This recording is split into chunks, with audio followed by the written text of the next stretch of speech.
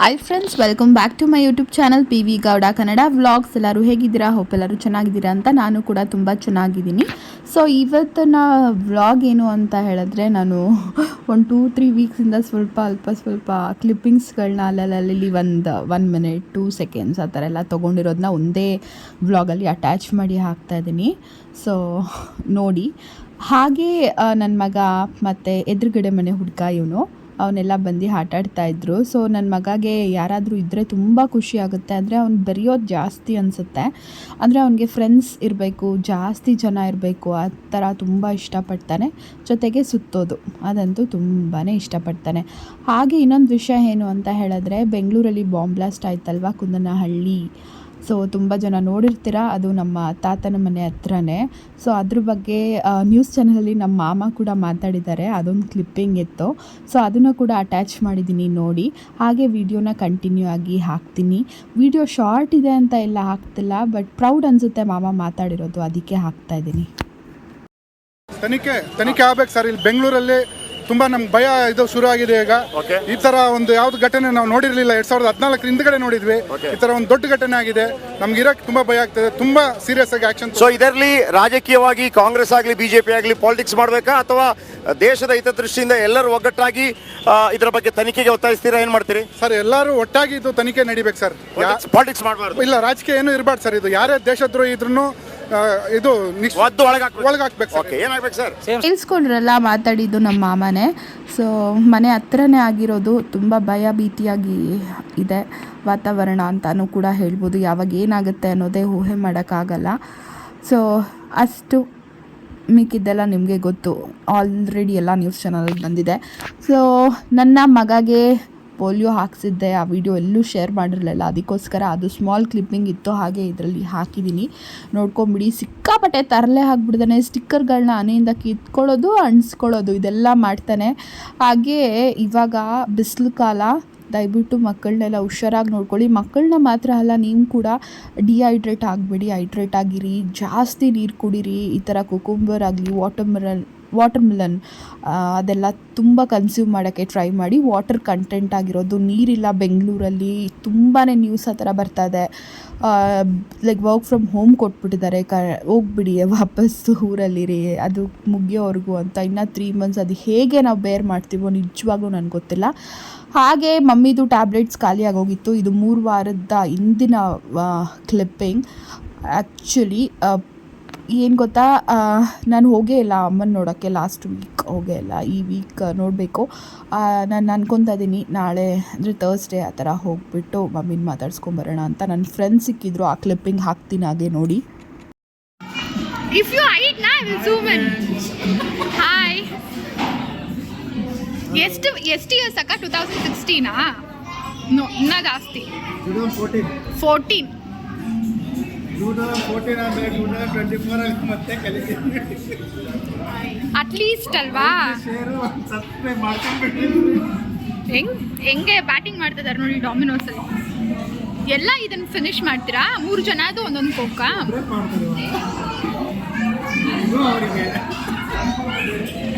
So ಅವರು ನನ್ನ friends ನನ್ನ ಟೀಮಲ್ಲಿ ವರ್ಕ್ ಮಾಡ್ತಾಯಿದ್ರು. ತುಂಬ ಖುಷಿ ಆಯಿತು ಆಫ್ಟರ್ 10 ಇಯರ್ಸ್ ಸಡನ್ನಾಗಿ ನೋಡಿ. ಮತ್ತು ಜನಿ ಅಕ್ಕ ನೋಡಿರ್ತೀರ ನನ್ನ ನಾಳೆ ವ್ಲಾಗಲ್ಲಿ. ಯಾರ್ಯಾರು ನೋಡಿಲ್ಲ ದಯವಿಟ್ಟು ಹೋಗಿ ತಿರ್ಗಾ ನೋಡ್ಕೊಂಬನ್ನಿ, ಅವ್ರಿಗೆ ಯಾರು ಅಂತ ಗೊತ್ತಾಗುತ್ತೆ, ನನ್ನ ಫ್ರೆಂಡ್. ಸೊ ಇದು ಮಮ್ಮಿ ಮನೆಗೆ ಹೋದಾಗ ಒಂದು ಪಕ್ಷಿ ಮೊಟ್ಟೆ ಇಟ್ಟಿತ್ತು. ತುಂಬ ಖುಷಿ ಆಯಿತು. ಇಷ್ಟು ಚಿಕ್ಕದಾಗಿ, ಆದರೆ ಬೆಳ್ಳಕ್ಕಿ ಅಂತಾರೆ. ಹಾಡು ಕೇಳಿದ್ದೀರಾ? ಬೆಳ್ಳಕ್ಕಿ ಜೋಡಿ ಕುಂತವೇ. ಸೇಮ್ ಅದೇ ಪಿಜನ್ ಇನ್ನೊಂದು ಜಾತಿ ಅಂತ ಕೂಡ ಹೇಳ್ಬೋದು. ಅದು ನಮ್ಮ ಮನೆಯಲ್ಲಿ ಅದಕ್ಕೆ ಯಾವಾಗಲೂ ನಾನು ಅಕ್ಕಿ ಮತ್ತು ಕಾಳು ಅದೆಲ್ಲ ಹಾಕ್ತಿದ್ದೆ, ಬಂದಾಗ ನೀರಿಡೋದು ಅದೆಲ್ಲ ಮಾಡ್ತಿದ್ದೆ. ಸೊ ಅದಕ್ಕೆ ಅದು ಟ್ರಸ್ಟ್ ಮಾಡಿಕೊಂಡು ನಮ್ಮ ಮನೇಲೇ ಇಟ್ಟಿತ್ತು. ಬಟ್ ನೆಕ್ಸ್ಟ್ ವೀಕ್ ಬಂದು ನೋಡಿದ್ರೆ ಆ ಮೊಟ್ಟೆ ಗತಿ ನೋಡ್ರಿ, ಅದಕ್ಕೆ ಯಾವ ಪ್ರಾಣಿ ಏನು ಮಾಡ್ತೋ ಗೊತ್ತಿಲ್ಲ. ಸಿಕ್ಕಾಪಟ್ಟೆ ಬೇಜಾರಾಯಿತು.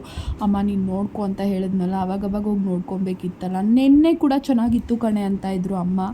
ಬಟ್ ನಾನು ಹೋಗಿ ನೋಡಿದಾಗ ಅದು ಒಡೆದೋಗಿತ್ತು. ತುಂಬಾ ಬೇಜಾರಾಯಿತು ನನಗಂತೂ. ಮತ್ತು ನನ್ನ ಮಗದು ಒಂದು ಹ್ಯಾಬಿಟ್ ಇದೆ ನೋಡಿ, ಮಲ್ಕೊಬೇಕಾದ್ರೆ ಒಂದು ಟಾಯ್ ಇರಲೇಬೇಕು. ಅತ್ತೆ ಮನೇಲಿ ಒಂದು ಟೆಡಿ ಬೇರ್ ಇದೆ. ಇಲ್ಲಿ ಇದು ನಮ್ಮ ಅತ್ತೆ ಕೊಡಿಸಿರೋ ಆನೆ. ಇದು ನಮ್ಮನೇಲಿದೆ. ಇದನ್ನು ಇಟ್ಕೊಂಡು ಮಲ್ಕೊತಾನೆ. ಅದೇನು ಹ್ಯಾಬಿಟ್ ಅಂತ ಗೊತ್ತಿಲ್ಲ ಅವನಿಗೆ. ತುಂಬ ಆ ಥರ ಟಾಯ್ನ ಪಕ್ಕದಲ್ಲಿ ಇಟ್ಕೊಂಡು, ಇಲ್ಲಾಂದರೆ ಪಿಲ್ಲೋ, ಚಿಕ್ಕ ಚಿಕ್ಕ ಪಿಲ್ಲೋ ಬರುತ್ತಲ್ಲ, ಅದನ್ನು ಇಟ್ಕೊಂಡು ಮಲ್ಕೊಳ್ಳೋ ಹ್ಯಾಬಿಟ್ ಇದೆ ಅವನಿಗೆ. ಸೊ ಅದನ್ನು ಹಂಗೆ ಒಂದು ಸ್ಮಾಲ್ ಕ್ಲಿಪ್ಪಿಂಗ್ ತೊಗೊಂಡೆ ಅಷ್ಟೇ.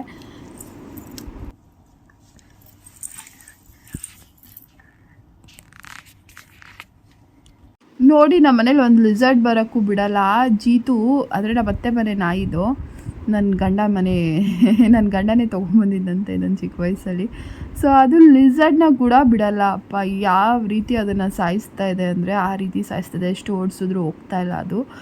ನನಗೆ ಲಿಝರ್ಡ್ ಅಂದರೆ ಒಂಥರ ಮೈಯೆಲ್ಲ ಜುಮ್ ಅನ್ನುತ್ತೆ. ಅದು ಏನಕ್ಕೆ ಅಂತ ಗೊತ್ತಿಲ್ಲ. ಬಟ್ ಅವ್ನು ಮಾಡ್ತಾ ಇರೋದು ನೋಡಿದ್ರೆ ನನಗೆ ಅದಕ್ಕೆ ಬೈತಾನೇ ಇದ್ದೀನಿ ಆ್ಯಕ್ಚುಲಿ. ಅದಕ್ಕೆ ನಾನು ಅಲ್ಲಿ ವಾಯ್ಸ್ ಓವರ್ ಕೊಡ್ತಾ ಇರೋದು. ತುಂಬ ಇವಾಗ ಹೋಗು ಅಂತೆಲ್ಲ ಸೌಂಡ್ ಮಾಡಿಕೊಂಡು ಹೊಡಿಯೋಕ್ಕೆಲ್ಲ ಹೋಗಿದ್ದೀನಿ. ಅದಕ್ಕಿತ್ತು ಅದೆಲ್ಲ ಹಾಕೋದು ಬೇಡ, ವಾಯ್ಸ್ ಓವರ್ ಕೊಟ್ಬಿಡೋಣ ಅಂತ ಅಂದ್ಕೊಂಡು ವಾಯ್ಸ್ ಓವರ್ ಕೊಡ್ತಾ ಇರೋದು. ಸಿಕ್ಕಾಪಟ್ಟೆ ಹಿಂಸೆ ಕೊಡ್ತಾಯಿತ್ತು ಅದಕ್ಕಂತೂ. ಅದೊಂಚೂರು ಅಲ್ಲಾಡಂಗಿಲ್ಲ. ನೋಡಿ, ಅದನ್ನು ಪರ್ಚಿ ಅಂದರೆ ಅದೇನು ತಿಂತಾ ಇಲ್ಲ, ಬಟ್ ಪರ್ಚಿ ಅದನ್ನು ಸಾಯಿಸೇ ಬಿಟ್ಟು. ನನ್ನ ಮಗಗಂತೂ ಏನು ಭಯನೂ ಇಲ್ಲ, ಯಾವುದ್ರದ್ದು ಭಯನೂ ಇಲ್ಲ. ಬಟ್ ಲಿಝರ್ಡ್ ಬುಯಿ ಅಂತ ಹೇಳ್ಕೊಟ್ಟಿದ್ದಾರೆ ನಮ್ಮತ್ತೆ.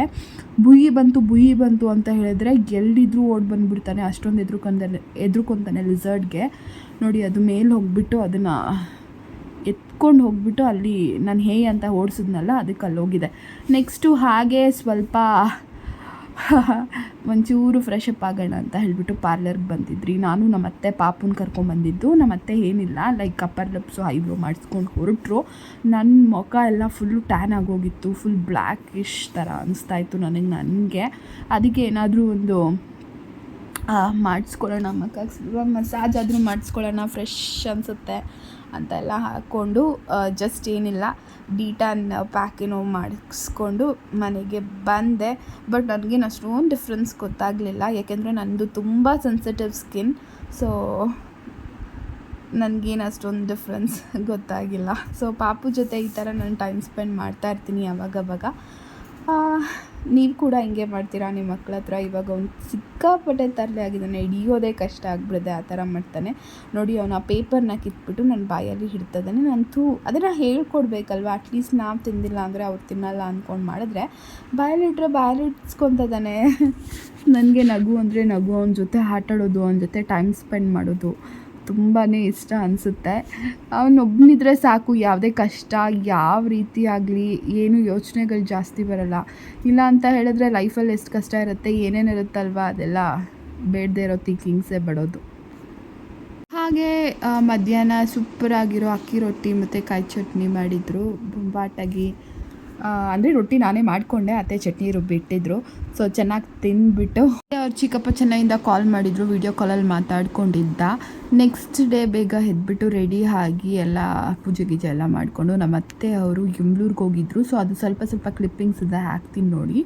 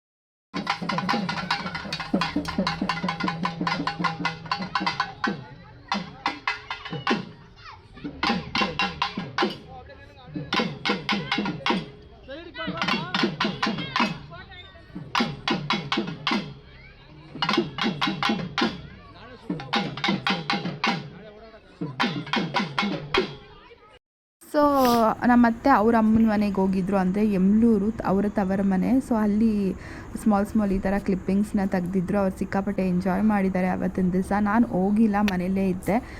ಅಮ್ಮ ಮನೆಗೆ ಹೋಗೋಕ್ಕಾಗಿಲ್ಲ. ಸೊ ಅಮ್ಮ ಕೂಡ ವಿಡಿಯೋ ಕಲಿಸಿದ್ರು ಅವ್ರು ಯಾವ ರೀತಿ ಪೂಜೆ ಮಾಡಿದ್ರು ಅಂತ. ಸೊ ಅಮ್ಮಗೆ ಆಗದೆ ಹೋದ್ರೂ ಪಾಪ ನೀರು ಹಾಕಿ ರಂಗೋಲಿ ಎಲ್ಲ ಹಾಕಿ ಗಿಡದಲ್ಲಿ ಇರೋ ಹೂವನ್ನೇ ತೆಗ್ದು ಪೂಜೆ ಮಾಡಿ ಆರಾಮಾಗಿ ಅವತ್ತಿನ ದಿವಸನ ತುಂಬ ಸ್ಪೆಷಲಾಗಿ ಕಳೆದಿದ್ದಾರೆ. ಅಂದರೆ ಅಮ್ಮಗೆ ತುಂಬ ಫೇವ್ರೆಟ್ ಗಾಡ್ ಅಂದರೆ ಮಂಜುನಾಥ. ಸೊ ಅಮ್ಮಗೆ ತುಂಬ ಇಷ್ಟಪಟ್ಟು ಪ್ರೇ ಮಾಡ್ತಾರೆ, ಪೂಜೆ ಮಾಡ್ತಾರೆ. ಸೊ ಅದಕ್ಕೆ ನನಗೆ ಖುಷಿ ಆಯಿತು ವಿಡಿಯೋ ಕ್ಲಿಪ್ಪಿಂಗ್ ನೋಡಿದ ತಕ್ಷಣ. ಅದಕ್ಕೆ ನಿಮ್ಮ ಜೊತೆನೂ ಕೂಡ ಶೇರ್ ಮಾಡಿದೆ. ಸೊ ಇವತ್ತಿನ ವ್ಲಾಗ್ ಇಲ್ಲೇ ಎಂಡ್ ಮಾಡ್ತಾ ಇದ್ದೀನಿ. ಇಷ್ಟ ಆದರೆ ದಯವಿಟ್ಟು ಲೈಕ್ ಮಾಡಿ, ಶೇರ್ ಮಾಡಿ, ಕಮೆಂಟ್ ಮಾಡಿ. ಪ್ಲೀಸ್ ಸಬ್ಸ್ಕ್ರೈಬ್ ಮಾಡ್ಕೊಳ್ರಿ. ಸಬ್ಸ್ಕ್ರೈಬ್ ಮಾಡಿಕೊಂಡು ವಿಡಿಯೋನ ನೋಡಿ ಆದಷ್ಟು ಬೇಗ ನನ್ನ ಡ್ರೀಮ್ 1K ಅದನ್ನು ಪೂರೈಸಿ ಅಂತ ಕೇಳ್ಕೊತೀನಿ. Thank you. ದೇವ್ರು ಎಲ್ಲರಿಗೂ ಒಳ್ಳೇದು ಮಾಡಲಿ, ನಮಗೂ ಕೂಡ ಒಳ್ಳೇದು ಮಾಡಲಿ, ಕಾಪಾಡಲಿ. ಸಿಗೋಣ ನೆಕ್ಸ್ಟ್ ವಿಡಿಯೋ ಜೊತೆ. ಸೊ ನನ್ನ ವೀಡಿಯೋಸ್ ಏನಾದರೂ ಬೋರ್ ಆದರೆ ದಯವಿಟ್ಟು ಎಕ್ಸ್ಕ್ಯೂಸ್ ಮಾಡಿ. ನಾನು ಅದೇ ಹೇಳ್ತಾ ಇದ್ದೀನಲ್ಲ, ಕಷ್ಟಪಟ್ಟು ಡೈಲಿ ವ್ಲಾಗ್ ಮಾಡಬೇಕು ಅಂದ್ಕೊತಾ ಇದ್ದೀನಿ. ಅದಕ್ಕೆ ನಿಮ್ಮ ಸಪೋರ್ಟ್ ಬೇಕೇ ಬೇಕು. ಬಾಯ್, ಟೇಕ್ ಕೇರ್.